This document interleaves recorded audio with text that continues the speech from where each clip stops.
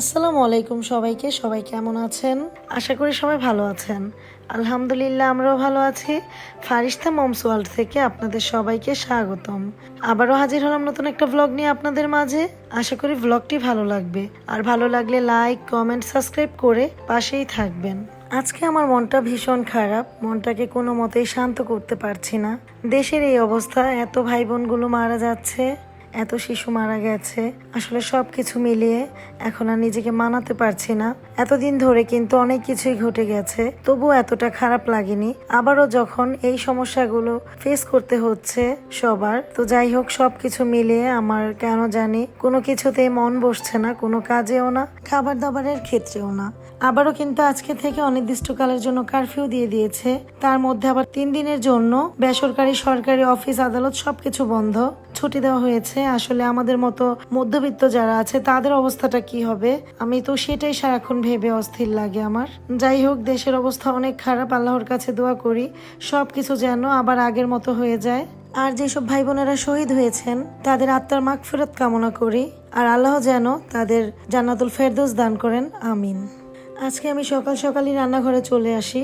আসলে আমি প্রতিদিনই সকাল সকাল রান্নাঘরে আসার চেষ্টা করি। আমি যেহেতু একবারে সারাদিনের রান্নাটা করে ফেলি, সকালে আমি চা নাস্তা করি, হালকা নাস্তাটাই করি, আসলে ওরকম ভারী নাস্তা করি না। তারপরে কিন্তু আমি দুপুরের আর রাতের জন্য রান্নাটা করে ফেলি একবারেই। তো যাই হোক, আজকে আমার যেহেতু মসজিদের ইমামের জন্য আমি রান্না করব, অনেকদিন পর আবারও ইমামের খাবার দেওয়ার দিন এসে পড়েছে, আর এর জন্য আমি সমস্ত কিছু কেটে ধুয়ে একবারে রেডি করে নিয়েছি। আর আমি সবসময় চেষ্টা করি সব কিছু রেডি করে নিতে, তাহলে কিন্তু রান্নাটা খুব তাড়াতাড়ি হয়ে যায় আর আমার কাছেও অনেক সহজ মনে হয়।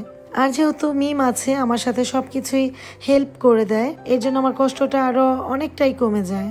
না হলে কিন্তু এতগুলো কাজ করা আমার একার পক্ষে সম্ভব হতো না, যেহেতু আমার বেবি অনেক ছোট। কষ্ট করে হলেও করতে হতো, বাট অনেক বেশি কষ্ট হয়ে যেত। আর আজকে আমি রান্না করব ভাত, গরুর মাংস, কারকল ভাজি, পেঁপে দিয়ে শিং মাছ, তার সাথে ডাল। আর আমি অনেকদিন পর আজকে পাতলা ডাল রান্না করছি। আমাদের মসজিদের ইমামকেও দেবো, আর আমাদের জন্য আমার কাছে মনে হলো একটু ডাল দিলে হয়তো ভালো লাগবে। আর ডালটা যেহেতু অনেকদিন ধরে রান্না করা হয় না, তাই রান্না করে ফেললাম। আলহামদুলিল্লাহ, আলহামদুলিল্লাহ, আমরা স্বাধীন। ছাত্রছাত্রীদের আর জনগণদের মনের আশা পূর্ণ হয়েছে, আমরা স্বাধীন হয়ে গেছি। যাই হোক, আজকে কিন্তু মনটা আমার ভীষণ ভালো। জয়ের মিছিল দেখে আর নিজেকে সামলাতে পারলাম না। স্বাধীন দেশে স্বাধীনভাবে অনেক স্লোগান করেছি, অনেক আনন্দ নিয়ে বসে পড়েছি স্বাধীন বাংলাদেশে ভয়েস দিতে। আর এই দেখুন, নিজে নিজে একা একাই স্লোগান দিতে দিতে ভয়েসটাও ভেঙে গেছে। যাই হোক, আলহামদুলিল্লাহ, আমি অনেক খুশি হয়েছি। আমাদের যতগুলো ছাত্রছাত্রীর প্রাণ গিয়েছে, সেই বিনিময়েও যে আমরা দেশটাকে আবার স্বাধীন করতে পেরেছি। আর এখন যে ভয়েসটা দিচ্ছি, এটা কিন্তু দেশটা স্বাধীন হওয়ার পরে, আর আগের কিছু ভয়েস আমি তার আগের দিন দিয়েছিলাম। এর জন্য আমার মনটা ভীষণ খারাপ ছিল। আর আলহামদুলিল্লাহ, এখন কিন্তু নির্ভয়ে নিঃস্বাধীনভাবে ভয়েসটা দিচ্ছি।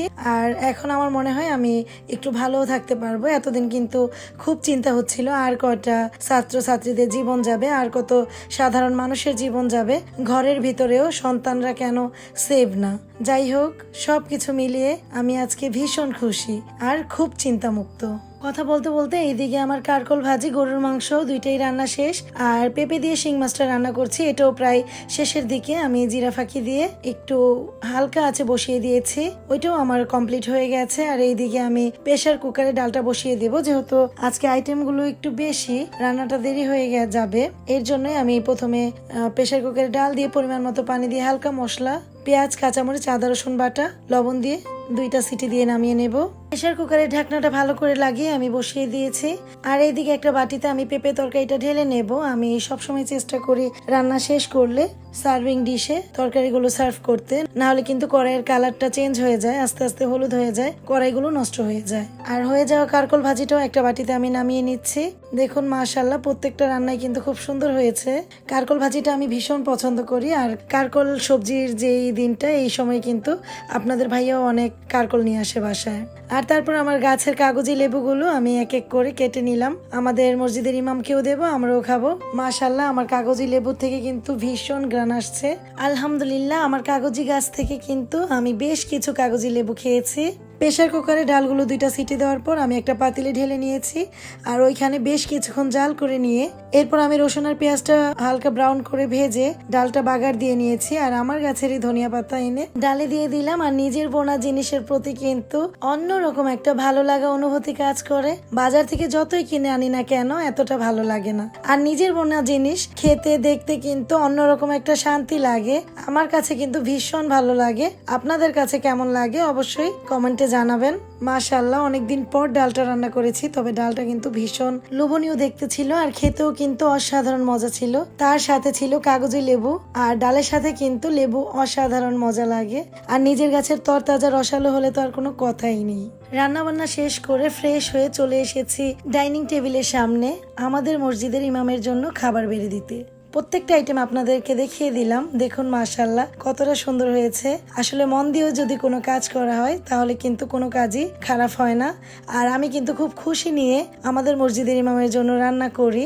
আর আমি দেখেছি আমি যখনই রান্না করি প্রত্যেকটা আইটেমই কিন্তু খুব সুন্দর হয়, খুব মজা হয়। তারপর আমি বাটিগুলোতে সবকিছু এক এক করে বেড়ে দেব। আর এর জন্য বাটিগুলো আমি আরেকবার ধুয়ে নিলাম। আর এখন দুইটা বাটিতে আমি ভাত দেব, একটা বাটিতে ডাল, একটা বাটিতে গরুর মাংস, আরেকটা বাটিতে শিং মাছ। আমার কাছ থেকে দুইটা বাটি নিয়েছি। একটা বাটিতে আমি কারকল ভাজি, তার সাথে লেবু দিয়ে দেব। আর আরেকটা বাটিতে আমাদের গাছেরই কাঁঠাল পেকেছে, সেই কাঁঠালটা আমি দুপুরেই ভেঙেছি অফ ক্যামেরায়, সেই কাঁঠালটাও অর্ধেক পরিমাণ দিয়ে দিয়েছি। আমার মনে হয় আমাদের কাঁঠাল খেয়ে ইমাম সাহেব খুব খুশি হবে, যেহেতু কাঁঠালটা খুবই মিষ্টি ছিল আর খুব মজার। আমরা যেহেতু গ্রামে থাকি কম বেশি কিন্তু আমাদের বাসায় সবকিছুই বুনে থাকি, যেমন শাক সবজি, আম, কাঁঠাল, লিচু এগুলো। আর হয়ও কিন্তু খুব সুন্দর। ইদানিং আমার খুব ছাদ বাগান করতে ইচ্ছে করছে, বাট সাহস করতে পারছি না। ছোট বাচ্চা নিয়ে ঠিক মতো পরিচর্যা করতে পারবো কিনা। আপনাদের ভাইয়াকেও জানিয়েছি, সে বলেছে একটু একটু করে করে দেবে। জানি না কবে থেকে শুরু করব, তবে খুব ইচ্ছে হচ্ছে ছাদ বাগান করতে।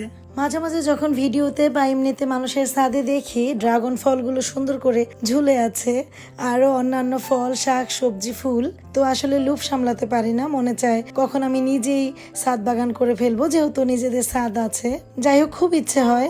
সবাই দোয়া করবেন যেন আমি তাড়াতাড়ি একটা ছাদ বাগান করতে পারি। এদিকে আমার টিফিন কারিগুলো গুছানো হয়ে গেছে, আর বক্স দুইটা একটা শপিং ব্যাগে দিয়ে দেব। আর আজকে ইমামকে খাবারগুলো পৌঁছে দেবে আমার ছোট চাচা, যেহেতু আপনাদের ভাইয়া বাসায় নেই, সে আসতে আসতে সন্ধ্যা হয়ে যাবে। আর আমার ছোট চাচা নামাজের আগেই কিন্তু আমাকে টিফিন কারিটা দিয়ে গিয়েছিল, আর এখন নামাজ পড়ে এসে টিফিন কারিটা নিয়ে যাচ্ছে ইমামকে দিতে। ইমামকে খাবার দিয়ে নিজেরা খেয়ে একটু রেস্ট নিয়েছি। আর বিকেলে উঠে কিন্তু ওরকম কোনো নাস্তা খাইনি, জাস্ট একটু দুধ জাল দিয়ে বিস্কিট ভিজিয়ে খেয়েছিলাম। মাঝে মাঝে প্রচন্ড আলসেমি লাগে, কোনো নাস্তা বানাতে ইচ্ছে করে না। আমি কিন্তু মাঝে মাঝে অনেক আলসে হয়ে যাই, আসলে যেটা শর্টকাটে করা যায় সেটাই করে ফেলি। যাই হোক, এগুলো আর আমি ভিডিও করিনি। তারপর আপনাদের ভাইয়া আসতে আসতে প্রায় সন্ধ্যা পেরিয়ে রাত হয়ে গেছে। আর আপনাদের ভাইয়া ফারিস্তার জন্য অনেক কিছু নিয়ে এসেছে। এইদিকে 2 কেজি পরিমাণ টুনা ফিশ এনেছে, আর টুনা ফিশটা কিন্তু প্রচন্ড তরতাজা ছিল আর খেতেও ভালোই স্বাদ লেগেছে। 2টা চামচ ফিডার এনেছে, একটা পিলার এনেছে, ফিডার ওয়াশ করার ব্রাশ সেট এনেছে, টিস্যু এনেছে, সেরেলাক এনেছে, সাথে ভীম লিকুইড আর গুঁড়া সাবান এনেছে। আর ফিডারের দাম কিন্তু খুব রিজনেবলই ছিল, 343 টাকা করে। ফিডার গুলো কিন্তু খুবই ভালো, আর স্পনটাও কিন্তু অনেক সফট। অনেকেই বাচ্চাদের বাটি চামচ দিয়ে খাওয়ায়, অনেকেই অনেকভাবে খাইয়ে কমফোর্টেবল, বাট আমি চামচ ফিডার দিয়ে খাইয়ে বেশি কমফোর্টেবল ফিল করি। আর আমার কাছে মনে হয় খুব তাড়াতাড়িও খাওয়ানো যায়। এই পর্যন্ত কিন্তু আমি অনেকগুলোই চামচ ফিডার ইউজ করে ফেলেছি। আমি বেশি দিন একটা ফিডার ইউজ করি না। সবকিছু গুছিয়ে জায়গা মতো রেখে মাছগুলো ধুয়ে ফ্রেশ করে নিয়েছি, এরপর বক্সে করে ডিপ ফ্রিজে রেখে দিলাম।